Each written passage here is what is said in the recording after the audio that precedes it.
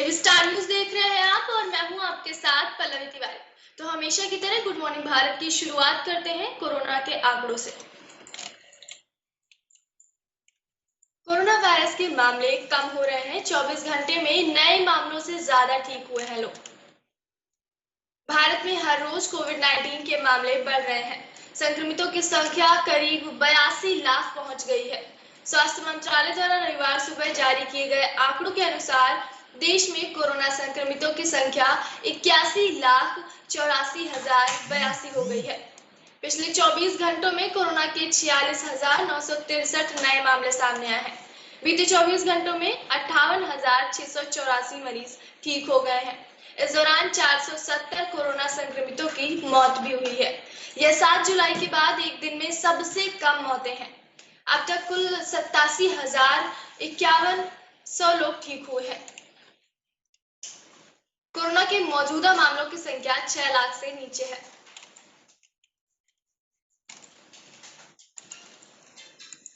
तो ये तो हो गई कोरोना के आंकड़ों की बात। अब चलिए हम बढ़ते हैं खबरों की। तो हमारी खबरें हम लेंगे दैनिक जागरण और अमर उजाला के कॉलम से। हमारी पहली खबर है दैनिक जागरण से, जो कि पीएम मोदी की बिहार की चुनावी रैली को लेकर है। जैसा कि आप सभी जानते हैं कि आज पीएम मोदी की बिहार में 4 चुनावी रैलियां हैं। पीएम मोदी 4 चुनावी सभाओं को संबोधित करेंगे। तो आइए जानते हैं इस खबर के बारे में विस्तार से। छपरा में पीएम मोदी का संबोधन शुरू। बिहार में आज पीएम की 4 चुनावी रैलियां।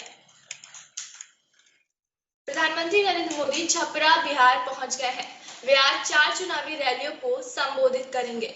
पीएम के आगमन पर उनका शंख ध्वनि के साथ स्वागत किया गया। यहाँ मैदान में हर तरफ मोदी मोदी के ही नारे लग रहे हैं। पीएम मोदी की पहली सभा छपरा के हवाई अड्डा मैदान में अब से कुछ समय बाद शुरू होगी। पीएम को सुनने के लिए दूर दराज से वोटर आए हैं। विधानसभा चुनाव में दूसरे चरण का प्रचार थमने से पहले रविवार को प्रधानमंत्री नरेंद्र मोदी की 4 सभाएं होंगी। एनडीए की ओर से नरेंद्र मोदी की पहली रैली छपरा, दूसरी समस्तीपुर, तीसरी पूर्वी चंपारण और चौथी रैली बगहा में होगी। पीएम मोदी ने अपने भाषण की शुरुआत भारत माता के जयकारे के साथ की। पीएम ने कहा, अंबिका भवानी माई के भूमि के हम नमन कराता है। बाबू राजेंद्र प्रसाद, जयप्रकाश नारायण, भिखारी ठाकुर और गोरखनाथ की भूमि के लोगों का नमन करता हूँ। मतदान के 2 दिन पहले आज प्रधानमंत्री नरेंद्र मोदी की चुनावी सभा होने वाली है।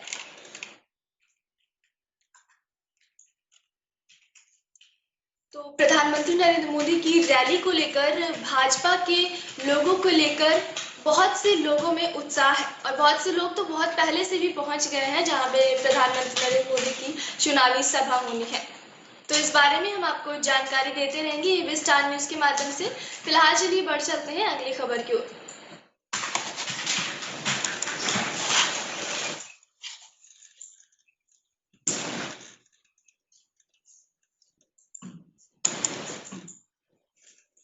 हमारी अगली खबर है अमर उजाला के कॉलम से। सोशल मीडिया पर छाई है आज 4 साल की बच्ची। पीएम मोदी ने कहा, हमें आप पर गर्व है। आइए जानते हैं ये कौन सी 4 साल की बच्ची है जो सोशल मीडिया पर छाई हुई है और जिसके लिए पीएम मोदी ने भी अपनी बात रखी है। मिजोरम की रहने वाली एक 4 साल की बच्ची ने ऐसा किया कि पीएम नरेंद्र मोदी भी इस बच्ची के मुरीद हो गए। एस्तेर हमंटे ने YouTube पर बड़े ही खूबसूरत अंदाज में वंदे मातरम गाना पोस्ट किया था। अब ये गाना वायरल हो चुका है। देखते ही देखते एस्तेर YouTube पर छा गई है। पीएम मोदी ने शनिवार को ट्वीट करके एस्तेर के गाने को प्यारा और सराहनीय बताया। आगे लिखा कि इसे सुनकर एस्तेर हमंटे पर हमें गर्व होता है। प्रधानमंत्री नरेंद्र मोदी से पहले मिजोरम के मुख्यमंत्री जोरमथांगा ने अपने ट्विटर हैंडल पर एस्तेर हमंटे के गाने और उनके यूट्यूब चैनल के लिंक को पोस्ट किया था, जिसे प्रधानमंत्री ने लाइक करके हुए रिट्वीट किया। सीएम ने कहा कि लुंगलेई निवासी 4 साल की बच्ची ने माँ तुझे सलाम और वंदे मातरम बड़े ही मनमोहक अंदाज में गाया। यूट्यूब पर एस्तेर की आवाज को लोग खूब पसंद कर रहे हैं। एस्टेट के यूट्यूब चैनल पर अब तक 73,000 से ज्यादा सब्सक्राइबर हैं। 25 अक्टूबर को उन्होंने वंदे मातरम का गाना पोस्ट किया था, जिसे अब तक 5 लाख से ज्यादा लोग देख चुके हैं।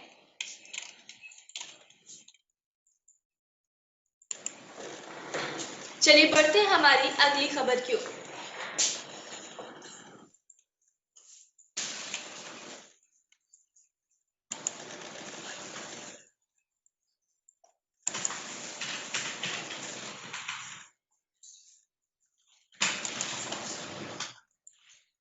हमारी अगली खबर है राहुल गांधी का एक विवादित बयान। जी हाँ, आप सभी को पता होगा कि राहुल गांधी ने चीन और पाक को लेकर एक विवादित बयान दिया है। आइए जानते हैं इस खबर के बारे में विस्तार से। राष्ट्रीय हितों पर चोट करने वाली राजनीति। चीन और पाक को लेकर राहुल के बयान भारत के हित में नहीं। पाकिस्तान एक बार फिर खुद अपने ही हाथों बेनकाब हुआ। वहां की संसद में केंद्रीय मंत्री फवाद चौधरी की ओर से पुलवामा हमले को इमरान खान की बड़ी कामयाबी करार दिए जाने वाले बयान के बाद पाकिस्तान राष्ट्रीय और अंतर्राष्ट्रीय स्तर पर बुरी तरह शर्मसार हुआ। यह बयान पीएमएल-एन के सांसद अयाज सादिक के इस बयान के जवाब में आया कि विंग कमांडर अभिनंदन की रिहाई इसीलिए हुई थी क्योंकि भारत के हमले की आशंका में सेना प्रमुख बाजवा और विदेश मंत्री शाह महमूद कुरैशी के पैर कांप रहे थे और पसीने छूट रहे थे। पुलवामा हमले के पीछे पाकिस्तान का हाथ होने की बात पहली बार सामने नहीं आई। एनआईए का आरोप पत्र भी यही कह रहा है कि इस हमले की साजिश पाकिस्तान में ही रची गई थी। पुलवामा हमले की तरह संसद और मुंबई पर हमला भी पाकिस्तानी साजिश का ही एक नतीजा था।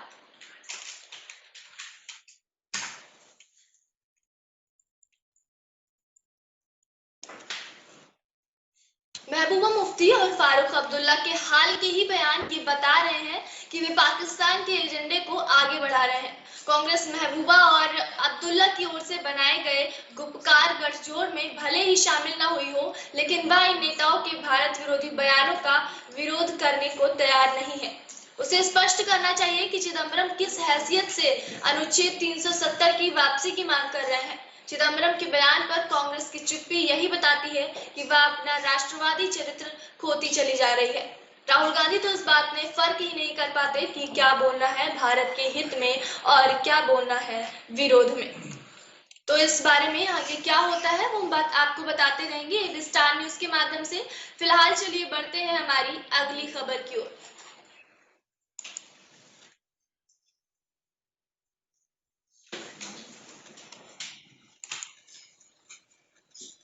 हमारी अगली खबर बिहार चुनाव को लेकर है, जो कि तेजस्वी को बड़ी राहत कि भाभी बनाम साली नहीं बना चुनाव, देवर के लिए भिड़ने से बची बहनें।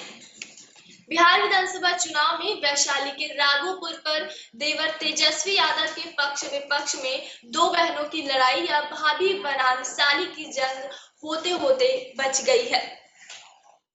माना जा रहा था कि राष्ट्रीय जनता दल के नेता व महागठबंधन के मुख्यमंत्री चेहरा तेजस्वी यादव के खिलाफ उनकी भाभी ऐश्वर्या राय चुनाव प्रचार कर सकती थी। शुक्रवार को जब उन्होंने सारण के परसा में पिता चंद्रिका राय के लिए वोट मांगते वक्त ससुराल की जमकर आलोचना की, तब इस कयास को और बल मिला। हालांकि तेजस्वी ऐसा होने की स्थिति में ऐश्वर्या की बहन और अपनी साली डॉक्टर करिश्मा राय को अपने पक्ष में उतार सकते थे। राघोपुर सीट के लिए चुनाव प्रचार के अंतिम दिन तक ऐसा नहीं होना तेजस्वी यादव के लिए राहत की बात है। तो इस बारे में आगे क्या होता है, आगे कौन क्या कहता है, वो हम आपको बताते रहेंगे एबी स्टार न्यूज के माध्यम से। फिलहाल चलिए बढ़ चलते हैं हमारी अगली खबर की ओर।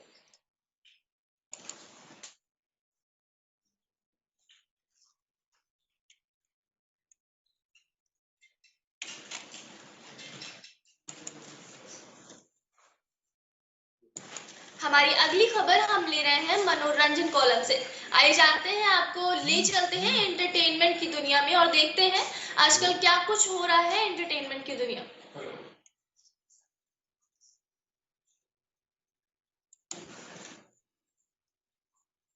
तो सबसे पहले आपको बिग बॉस की खबर सुनाएंगे।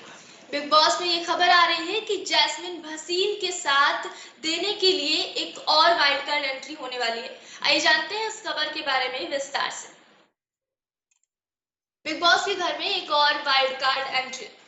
जैस्मिन भसीन की मदद के लिए आ रहे हैं अली गोनी। जी हाँ, बिग बॉस में एक और एंट्री होने वाली है। जैसा कि आप सभी जानते हैं कि जैस्मिन भसीन और अली गोनी काफी अच्छे दोस्त हैं। तो ऐसा माना जा रहा है कि जैस्मिन भसीन का साथ देने के लिए अली गोनी बिग बॉस में वाइल्ड कार्ड एंट्री ले रहे हैं। आइए जानते हैं इस खबर के बारे में विस्तार से। बिग बॉस 14 में इस वक्त वाइल्ड कार्ड एंट्री का दौर चल रहा है। सबसे पहले नैना सिंह, शार्दुल पंडित और कविता कौशिक को वाइल्ड कार्ड एंट्री दी गई। कविता कौशिक ने घर में काफी माहौल भी बदला है। अब बारी है एक्टर अली गोनी की। प्रतिभागी Jasmin Bhasin special best friend यानी कि अली को लेकर पहले से ही चर्चा में थी, लेकिन अब कलर्स ने प्रोमो जारी करके इस बात को बिल्कुल कंफर्म ही कर दिया है। कलर्स ने जो प्रोमो जारी किया है उसमें अली गोनी और जैस्मिन के रिश्ते के बारे में बताया गया है। वीडियो में अली कहते नजर आ रहे हैं, बेस्ट फ्रेंड से कीमती है तू, तेरी हंसी में बसती है मेरी खुशी, इसलिए सोचा था काट लूंगा 3 महीने उन लम्हों को याद किए, लेकिन तभी तेरी आंखों में आंसू देख लिए और इरादा बदल लिए। आ रहा है ये तेरा दोस्त 4 नवंबर को। इस वीडियो के कैप्शन में लिखा गया है, आ रहे हैं अली गोनी बनने जैस्मिन भसीन का सपोर्ट सिस्टम और खेलने ये बिग बॉस का गेम। तो अली गोनी के आने के बाद हाउस में क्या होता है और क्या कुछ चर्चाएं होती हैं वो हम आपको बताते रहेंगे एबी स्टार न्यूज के माध्यम से। फिलहाल चलिए बढ़ चलते हैं हमारी अगली खबर की ओर।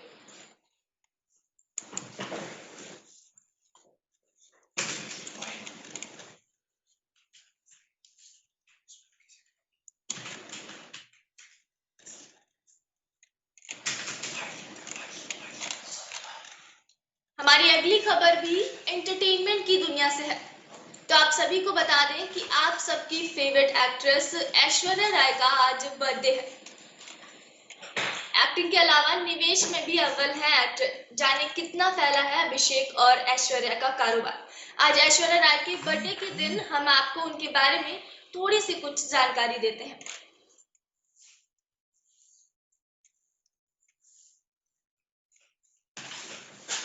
एक दौर था जब ऐश्वर्या राय बॉलीवुड की टॉप एक्ट्रेस में थी और आज भी वो शुमार है। ऐश्वर्या के अलावा उनके पति अभिषेक बच्चन भी कई क्षेत्रों में निवेश कर रहे हैं।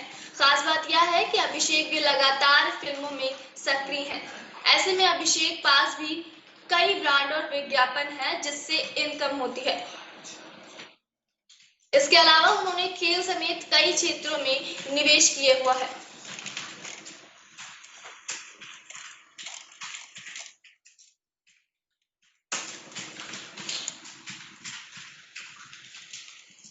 चलिए बढ़ चलते हैं हमारी दूसरी खबर की ओर।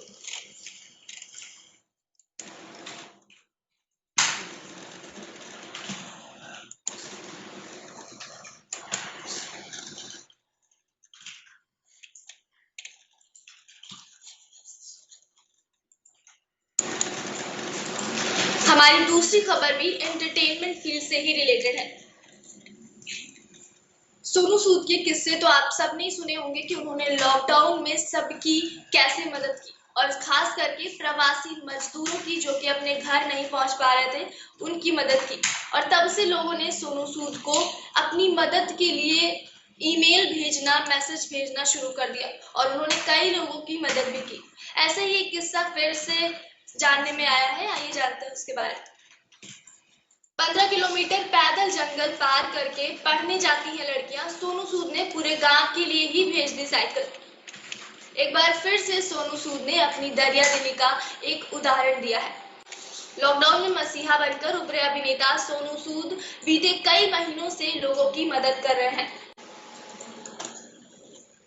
हाल ही में एक शख्स ने सोनू सूद को टैग करते हुए मदद मांगी थी। संतोष चौहान नाम के एक ट्विटर यूजर ने सोनू से कहा था कि उत्तर प्रदेश के मिर्जापुर और सोनभद्र जिले की ऐसी हजारों लड़कियां हैं जिन्हें 5वीं कक्षा के बाद मजबूरन पढ़ाई छोड़नी पड़ती है। संतोष ने लिखा था कि सोनू सूद जी गांव में 35 लड़कियां हैं जिन्हें पढ़ने के लिए 8 से 15 किलोमीटर जंगल के रास्ते से जाना पड़ता है। सिर्फ कुछ के पास ही साइकिल है, यह नक्सल प्रभावित रास्ता है। अगर आप इन सभी को साइकिल दे पाए तो इनका भविष्य सुधर जाएगा। संतोष के इस मांग पर सोनू सूद का ध्यान गया और उन्होंने भरोसा दिलाया कि वो हर लड़की को साइकिल देंगे। सोनू सूद ने ट्वीट करके लिखा, गांव की हर लड़की के पास साइकिल होगी और हर लड़की पढ़ेगी।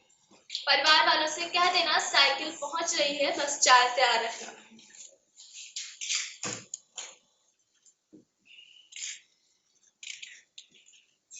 आगे भी ऐसे सोनू सूद के किस्से हम आपको बताते रहेंगे एबी स्टार न्यूज के माध्यम से। फिलहाल चलिए बढ़ चलते हैं हमारी अगली खबर की ओर।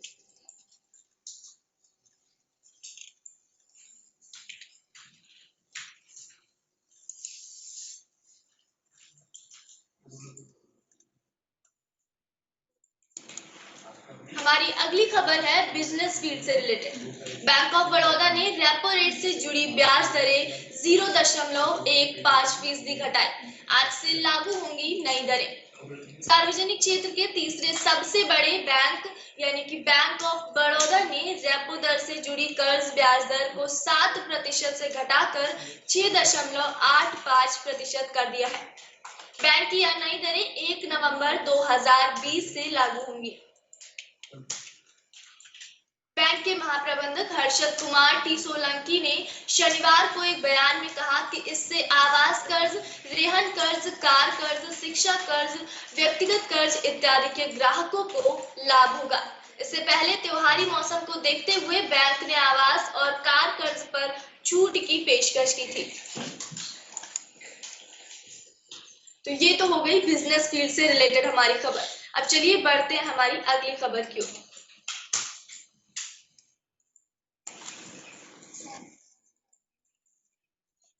हमारी अगली खबर है ऑटो फील्ड से,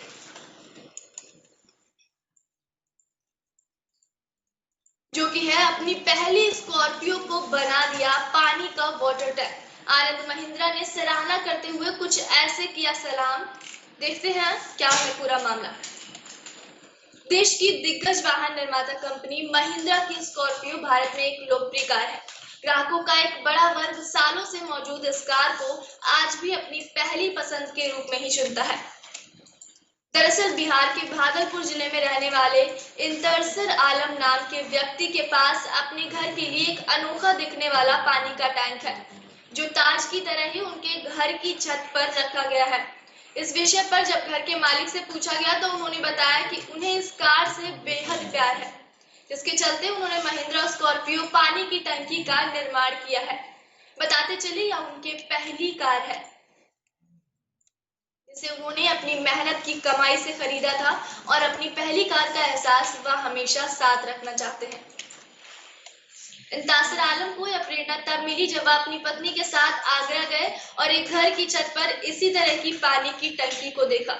आलम को तुरंत ही इस विचार से प्यार हो गया और उसने अपनी छत पर भी इस तरह के टैंक को बनाने का फैसला किया। आपकी जानकारी के लिए बता दें कि इस पानी की टंकी पर उन्होंने 2.5 लाख रुपए से अधिक खर्च किए हैं।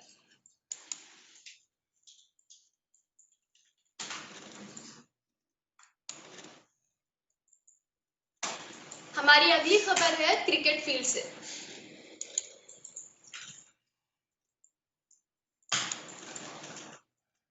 जो कि है राजस्थान का मुकाबला कोलकाता से। जाने कब कहां देख सकेंगे मैच।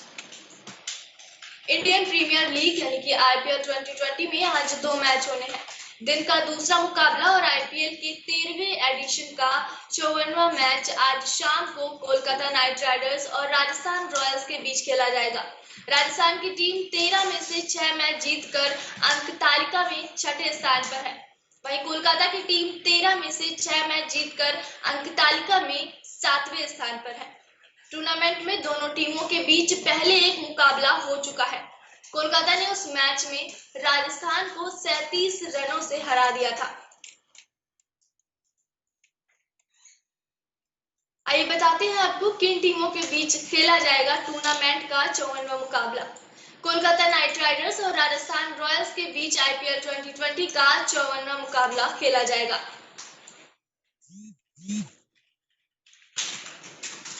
टूर्नामेंट का 54वां मुकाबला रविवार को भारतीय समयानुसार शाम 7:30 बजे खेला जाएगा। कोलकाता नाइट राइडर्स और राजस्थान रॉयल्स के बीच खेले जाने वाले आईपीएल 2020 के 54वें मैच का live telecast star sports network के सभी चैनलों पर होगा।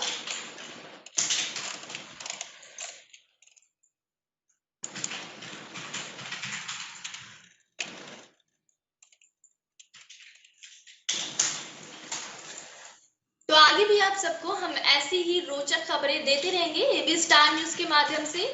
फिलहाल आज के गुड मॉर्निंग भारत शो में आपके लिए इतना ही।